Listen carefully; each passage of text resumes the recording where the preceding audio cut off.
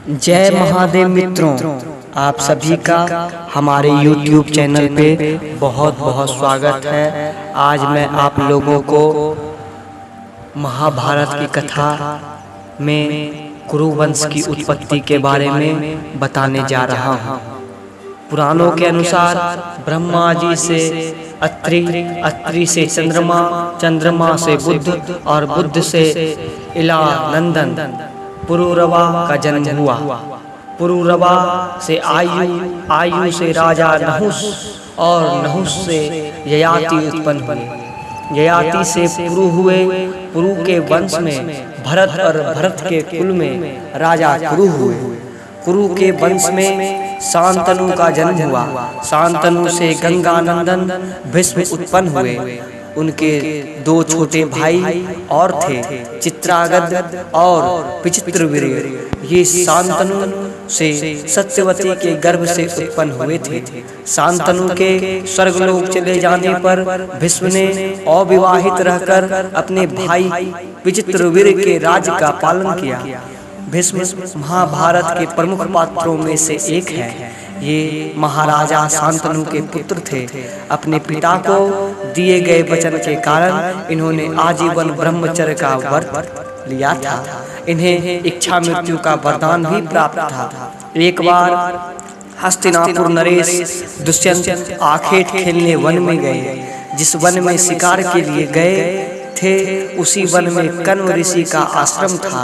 कण्व ऋषि के दर्शन करने के लिए महाराज दुष्यंत उनके आश्रम पहुँचे।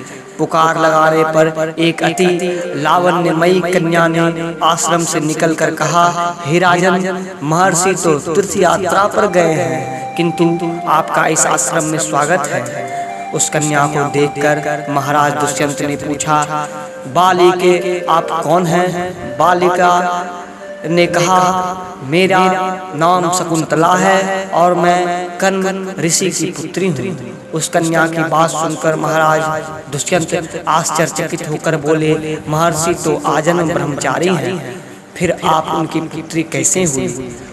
उनके इस प्रश्न के उत्तर में शकुंतला ने कहा, वास्तव में मेरे पिता माता मेनका और विश्वामित्र हैं। मेरे माता ने मेरे जन्म होते ही मुझे वन में छोड़ दिया था, जहाँ पर शकुंत नामक पक्षी ने मेरी रक्षा की, इसीलिए मेरा नाम शकुंतला पड़ा। उसके बाद कण्व ऋषि की दृष्टि मुझ पर पड़ी और वे मुझे अपने आश्रम ले आए। उन्होंने ही मेरा भरण पोषण किया। जन्म देने वाला, पोषण करने वाला तथा अन्न देने वाला, ये तीनों ही पिता कहे जाते हैं। इस प्रकार कण्व ऋषि मेरे पिता हुए। शकुंतला के वचनों को सुनकर महाराज दुष्यंत ने कहा, शकुंतले, तुम क्षत्रिय कन्या हो, यदि तुम्हें किसी प्रकार की आपत्ति न हो तो मैं तुमसे विवाह करना चाहता हूँ। शकुंतला भी महाराज दुष्यंत पर मोहित हो चुकी थी, अतः उसने भी स्वीकृति प्रदान कर दी। दोनों ने गंधर्व विवाह कर लिया। कुछ काल महाराज दुष्यंत ने शकुंतला के साथ विहार करते हुए वन में ही व्यतीत किया। फिर एक दिन वे शकुंतला से बोले, प्रियतम, मुझे अब अपना राजकार्य देखने के लिए हस्तिनापुर प्रस्थान करना होगा। महर्षि कण्व के तीर्थ यात्रा से लौट आने पर मैं तुम्हें यहाँ से विदा कर अपने राजभवन में ले जाऊंगा। इतना कहकर महाराज ने शकुंतला को अपने प्रेम के प्रतीक के रूप में अपनी स्वर्ण मुद्रिका दी और हस्तिनापुर चले गए। एक दिन उसके आश्रम में दुर्वासा ऋषि पधारे। महाराज दुष्यंत के विरह में लीन होने के कारण शकुंतला को उनके आगमन का ज्ञान भी नहीं हुआ और उसने दुर्वासा ऋषि का यथोचित स्वागत सत्कार नहीं किया। दुर्वासा ऋषि ने इसे अपना अपमान समझा और क्रोधित होकर बोले, बालिके, मैं तुम्हें शाप देता हूँ, जिस किसी के ध्यान में लीन होकर तूने मेरा निरादर किया है वह तुझे भूल जाएगा। दुर्वासा ऋषि के श्राप को सुनकर शकुंतला का ध्यान टूटा और वह उनके चरणों में गिरकर क्षमा प्रार्थना करने लगी। शकुंतला के क्षमा से द्रवित होकर दुर्वासा ऋषि ने कहा, अच्छा, यदि तेरे पास उसका कोई प्रेम चिन्ह होगा तो उस चिन्ह को देख उसे तेरी स्मृति हो जाएगी। महाराज दुष्यंत से विवाह से शकुंतला गर्भवती हो गई थी। कुछ काल पश्चात कण्व ऋषि तीर्थ यात्रा से लौटे तथा शकुंतला ने उन्हें महाराज दुष्यंत के साथ अपने गंधर्व विवाह के विषय में बताया। इस पर महर्षि कर्म ने कहा, पुत्री, विवाहित कन्या का पिता के घर में रहना उचित नहीं है। अब तेरे पति का घर ही तेरा घर है। इतना कहकर महर्षि ने शकुंतला को अपने शिष्यों के साथ हस्तिनापुर भिजवा दिया। मार्ग में एक सरोवर में आचमन करते समय महाराज दुष्यंत की दी हुई शकुंतला की अंगूठी, जो प्रेम के चिन्ह थी, सरोवर में ही गिर गई। उस अंगूठी को एक मछली निगल गई। महाराज दुष्यंत के पास पहुंचकर कण्व ऋषि के शिष्यों ने शकुंतला को उनके सामने खड़ी करके कहा, महाराज, शकुंतला आपकी पत्नी है, आप इसे स्वीकार करें। महाराज तो दुर्वासा ऋषि के शाप के कारण शकुंतला को विस्मृत कर चुके थे, अतः उन्होंने शकुंतला को स्वीकार नहीं किया और उस पर उल्टा होने का लांछन लगाने लगे।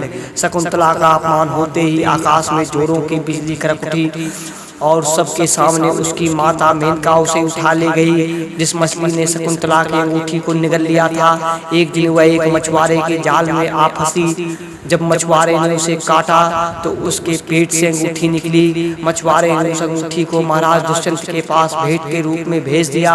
अंगूठी को देखते ही महाराज को शकुंतला का स्मरण हो आया और वे अपने कृत्य पर पश्चाताप करने लगे। महाराज ने शकुंतला को बहुत ढूंढवाया, किंतु उसका पता नहीं चला। कुछ दिनों के बाद देवराज इंद्र के निमंत्रण पाकर देवासुर संग्राम में उनकी सहायता करने के लिए महाराज दुष्यंत इंद्र की नगरी अमरावती पहुंच गए।